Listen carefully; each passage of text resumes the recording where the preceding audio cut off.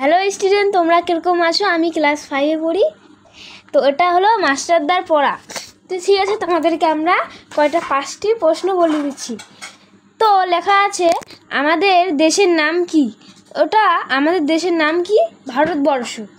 তারপরে নিচের আছে আমাদের স্বাধীনতা দিবস কবে পালন করা হয়? তো এটা হলো 15ই আগস্ট। তারপর লেখা আছে আমাদের দেশের কত সালে স্বাধীনতা লাভ করে? 1947 সালে। তারপরে দেখো কি লেখা আছে, আমাদের দেশের জন্য নাম করেছে, আমাদের দেশের জন্য প্রাণ দিয়েছে তাদের দুটি নাম। তো দেখো এখানটা লেখা আছে গান্ধীজি আর ক্ষুদিরাম বসু।